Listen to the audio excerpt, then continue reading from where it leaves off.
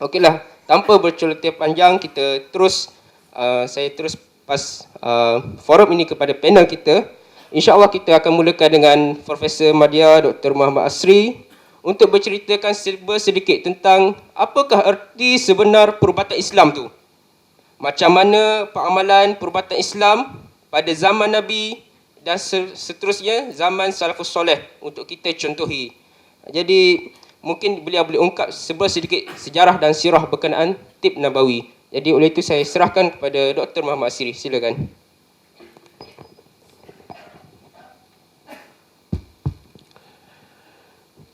Assalamualaikum warahmatullahi wabarakatuh. Alhamdulillah, wassalatu wassalamu ala rasulillah wa ba'd. Pengurusi yang dikasihi Al-Fadhil Profesor Dr. Abdul Latif, hadirin dan hadirat yang dirahmati Allah. Ini satu tajuk yang penting dan saya rasa selalu saya cakap tentang kepentingan hal ini. Juga saya selalu cakap juga tentang masalah kena buatan orang. Ya. Saya kata yang kita pasti kena buatan orang ni perempuan mengandung je. Yang lain tu tak pasti. Pregnancy tu memang terbukti lah. Dan yang lain tu telahan bomo. Mungkin kita pergi kepada perkara asas sedikit untuk kita faham hal ini. Sarjana Islam terbahagi kepada dua aliran, dua pendapat mengenai perbuatan Nabi SAW yang bersangkut dengan urusan keduniaan. Adakah perbuatan Nabi yang bersangkut dengan urusan keduniaan itu juga dianggap sebagai wahyu, atau sebenarnya urusan Nabi ataupun perbuatan Nabi, tindakan Nabi, perkataan Nabi berhubung dengan urusan dunia tidak semestinya wahyu. Dalam urusan akhirat tak ada masalah lah. Urusan tentang ibadah, urusan tentang akidah, tentang mengabdikan diri kepada Allah, jalan ibadah. Tapi apabila Nabi bercakap tentang soal pertanian, soal perubatan, adakah ini semua consider sebagai wahyu ataupun tidak? Aliran yang pertama menganggap semua yang terbit daripada Nabi, sama ada yang membabitkan urusan akhirat, urusan agama secara jelas, ataupun urusan muamalah kehidupan, perubatan, pertanian, apa saja yang Nabi ucapkan, itu semuanya wahyu Tuhan. Ini aliran pertama, pandangan pertama. Pandangan ini ramai juga yang berpendapat demikian. Antaranya kita mungkin ambil Al-Imam Ibn Qayyim Al-Jawziyah. Sebab tu dia ada buku dia At-Tib An-Nabawi. Tib Nabawi. Kalau kita tengok kepada Al-Imam Al-Bukhari, kita dapati seakan-akan macam ada sedikit kecenderungan ke arah pandangan ini. Sebab tu kita tengok ada bab Sahih Bukhari tu Al-Hijamah fi Safar. Berbekam ketika bermusafir. Ada juga bab memperkatakan tentang bab ayy sa'atin yahtajim, bab pada masa bila Nabi berbekam. Mereka anggap semua ni semua daripada wahyu. Alasan mereka kerana Quran kata wa ma yantiqu 'anil hawa in huwa illa wahyun yuha. Dia tidak akan bercakap berdasarkan hawa nafsunya, apa yang dicakap semuanya apa yang keluarnya semua apa yang diwahyukan kepadanya. Aliran kedua menyatakan bahawasanya Nabi SAW apabila memperkatakan soal agama, maksudnya soal tentang akhirat, tentang ibadah, tentang akidah, tentang benda ghaibiyat, ini semua tak ada siapa petikai, tak boleh petikai. Ini memang sepakat, ini memang wahyu Allah. Tetapi apabila dia memperkatakan tentang urusan keduniaan, ada kemungkinan tidak tepat. Disebabkan kerana pandangan itu bukan wahyu. Pandangan itu adalah pandangan berdasarkan pengalaman keinsanan dia. Not divine. Tidak divine, tidak wahyu. Tetapi dia ada berdasarkan keinsanan dia. Bashariyatuhu sallallahu alaihi wasallam. Kemanusiaan dia Nabi sallallahu alaihi wasallam. Alasan mereka ialah kerana Quran selalu mengulangi perkataan qul innama ana basyarun mislukum. Katakanlah aku ini manusia seperti kamu. Apa maksud manusia kalau semuanya dia buat semuanya wahyu? Kata mereka. Kedua, banyak hadis-hadis Nabi yang membuktikan hal ni. Antaranya, Nabi pernah melihat orang melakukan proses debunga pokok tamar. Hadis Muslim. Dan baginda memberi pandangan. Baginda kata, ara illam taf'alu au tasna'u khairan. Aku melihat jika kamu tak buat pun tak apa. Sahabat anggap ini arahan baginda sallallahu alaihi wasallam. Dan mereka tak debungakan pokok tamar itu menyebabkan hasil buah tamar kekurangan. Dan hal ini diadukan semula kepada baginda sallallahu alaihi wasallam. Lalu baginda kata, innama ana bashar. Sesungguhnya aku ini manusia. Idza amartukum bi syai'in min dinikum fakhudhuhu wa idza amartum bi syai'in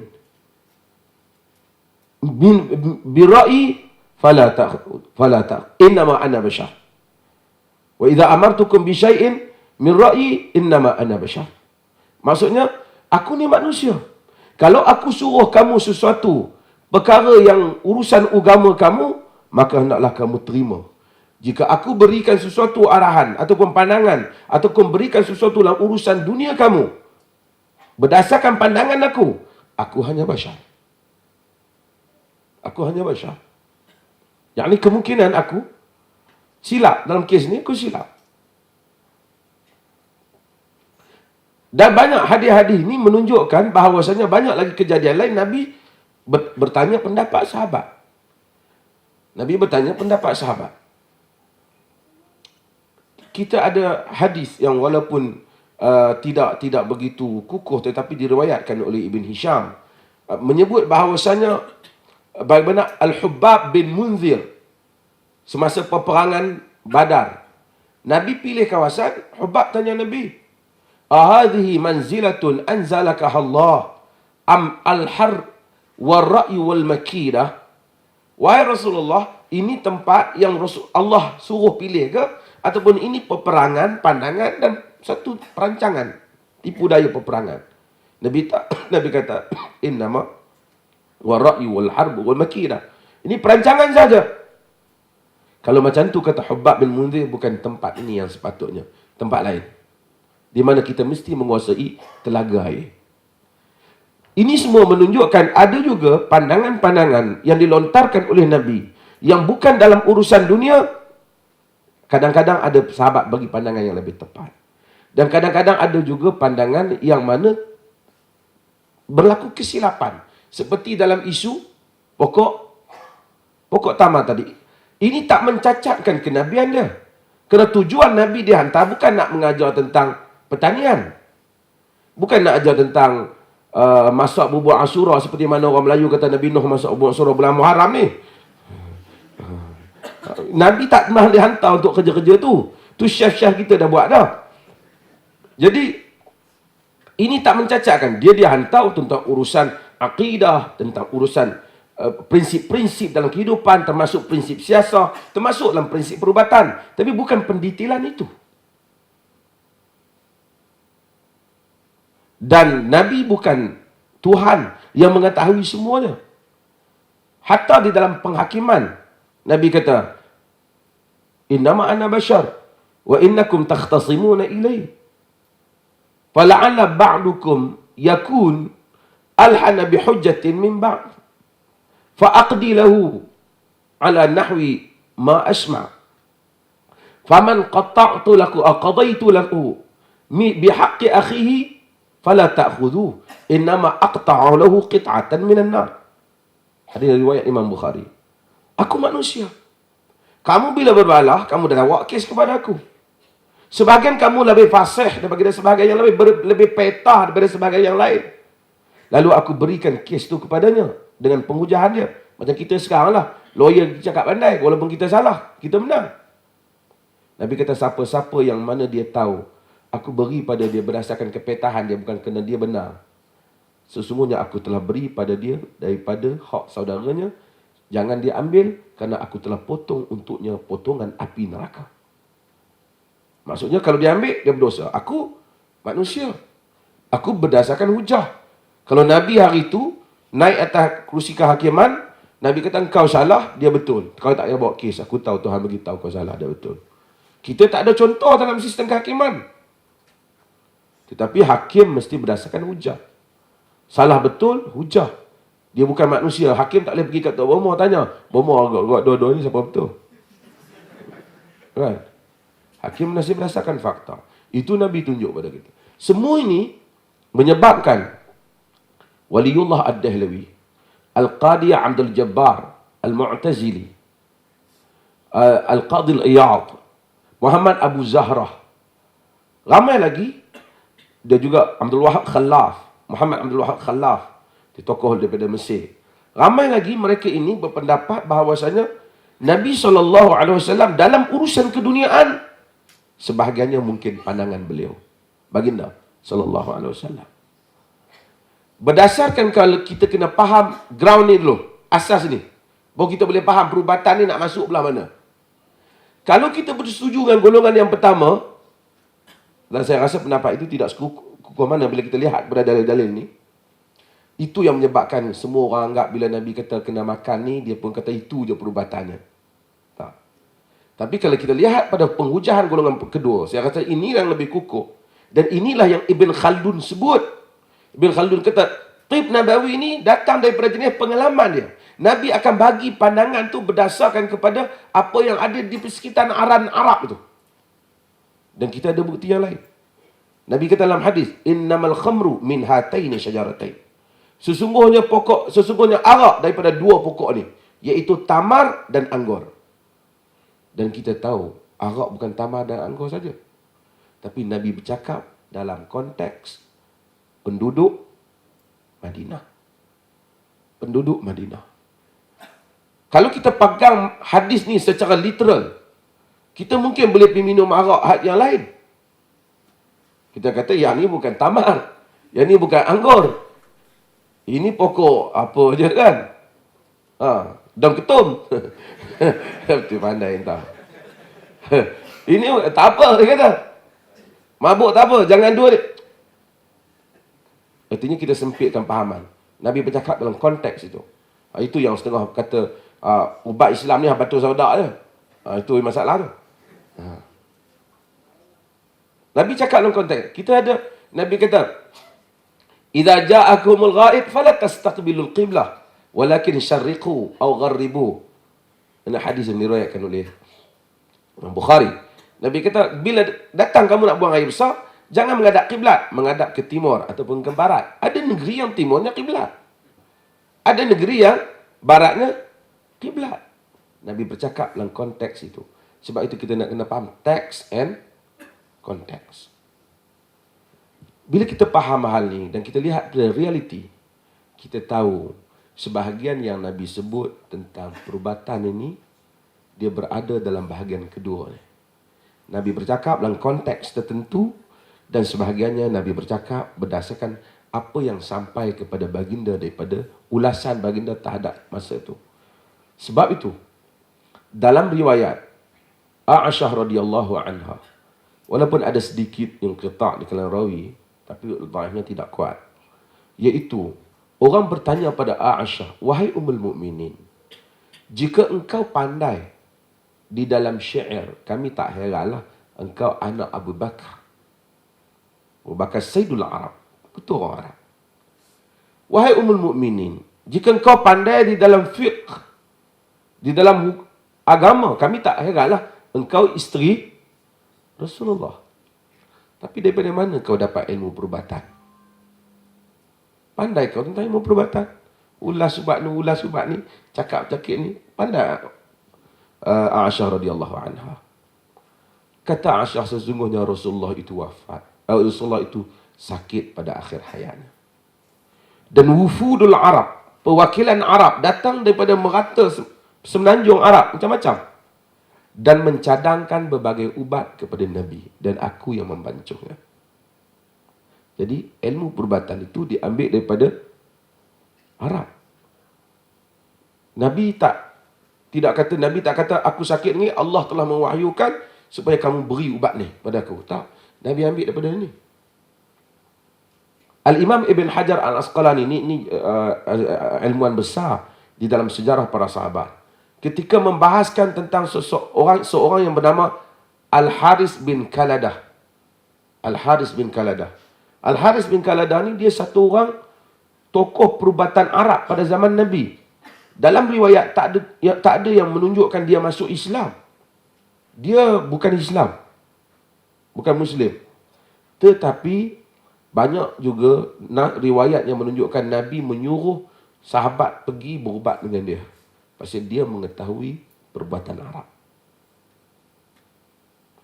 Ini semua menunjukkan, menafikan andaian yang menyatakan, pasal kita bila sebut perubatan Islam, kita ada beberapa masalah. Nanti saya pusing yang kedua lah. Saya nak ringkaskan sini dulu. Satu, perubatan Islam tu ialah berubat hantu. Bila ada hantu, mai kita jampi-jampi, itulah perubatan Islam. Hak berubat orang betul, itu bukan Islam. Perubatan, dia tak sebut perubatan kafir lah, tapi tak tahulah perubatan apa. Jadi ramailah pergi buka khusus perubatan Islam. Masa saya jadi mufti tu, kat Kangar gantung. 2 hari, 3 hari khusus perubatan Islam. Bersama dengan sijil. 3 hari jadi doktor Islam. Terus jadi pakar. Kerana nak halau tu. Saya kata, saya gurau dia orang, tak payah kata. Saya bukan nafikan tentang sihir, tapi kadang-kadang lebih-lebih sangat. Sebahagian yang terlibat tu, kadang-kadang orang politik, orang apa. Saya kata kalau dia boleh jampi pengundi hantu, saya pergi. Saya gurau je lah kan. Tak apa. Yang pentingnya, ini gambaran. Yang kedua, mereka anggap apabila sakit dia lah Islam ni, yang Islamiknya pergi jampi.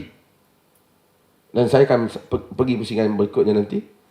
Jampi itu sebahagian daripada perubatan Islam. Bukan keseluruhan perubatan Islam.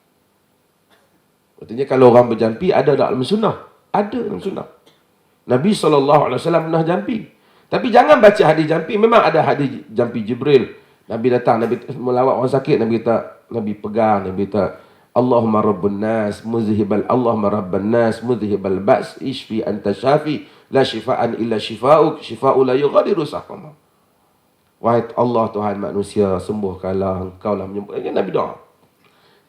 Tapi kita jangan baca hadis itu saja. Baca hadis yang Nabi sebut. Habbatus sauda tu jangan baca habbatus sauda. Tak apalah habbatus sauda tu baguslah. Jangan baca habbatus sauda tu atas hadis habbatus sauda. Tapi baca bahawa Nabi menyuruh kita menggunakan bahan dalam perubatan. Jadi itu bahan yang ada kalangan orang Arab tu. Jadi Nabi apa yang tercapai dalam perubatan Arab ketika itu, Nabi sebut. Termasuk juga berbekam. Kerana itu adalah perubatan Arab yang ada. Yang penting seseorang mesti berikhtiar. Kena duduk di bawah keumuman hadis. Nabi kata, Inna Allah lam yudha'u da' illa wada'a lahu dawa'. Allah Ta'ala tak turun letakkan penyakit, melainkan letak ubat. Dalam hadis Muslim, Nabi kata, fa'idha usiba da'ud dawa' bara'a biiznillah. Apabila penyakit, ubat terkena betul tepat kepada penyakitnya, dapat ubat yang tepat, maka sembuh dengan izin Allah. Artinya kita kena cari ubat yang tepat tu. Mencari ubat yang tepat itulah Islamik. Mencari ubat yang membolehkan. Nabi kata, tadawaw ya ibadallah. Berubatlah wahai hamba Allah. Allah Ta'ala tak turun penyakit, melainkan turun ubat. Bila kena penyakit dengan ubat yang tepat, sembuh insyaAllah. Jangan pergi cari. Nabi tak kata segalanya pada habbatus sauda. Tapi kita ni, dan masalah dalam perubatan nanti sikit pengurusi, masalah dalam perubatan ialah apabila bukan saja hadis Nabi tu salah faham, hadis palsu pun datang. Makan kismis jadi cerdik. Nabi tak pernah kata ni. Nabi tak pernah kata. Sebab tu ramai dah duk makan kismis. Dia tengok biasa tak tambah-tambah cerdik. Nak tambah cerdik makan. Nak tambah cerdik makan buku. Dia tak boleh mungkin macam tu. Tak mungkin. Jadi saya pun tak tahu, tiba-tiba kawan-kawan kita lah. Dulu kita tengok tak cerdik mana pun. Tiba-tiba sekarang ramai orang dicerdik di tangan dia. Dia sendiri tak cerdik pun. Kerana dia jampi kismis. Saya bukan kata, you kata Nabi kata ada penceramahan, dia jual kulat. Tahu kulat tu? Mushroom tu, dia jual daripada China. Dia kata ni pun makanan Nabi juga. Dulu habbatus sauda, dia orang mesin buat air. Dia kata kopi Nabi. Jadi Nabi ni, oleh kerana agama ni dalam perubatan ni bukan realiti sebenarnya, bukan hakikat. Tapi agama ni ialah melariskan barangan. Sebab tu kita kena jaga-jaga dalam kempen-kempen seperti ini. Terima kasih.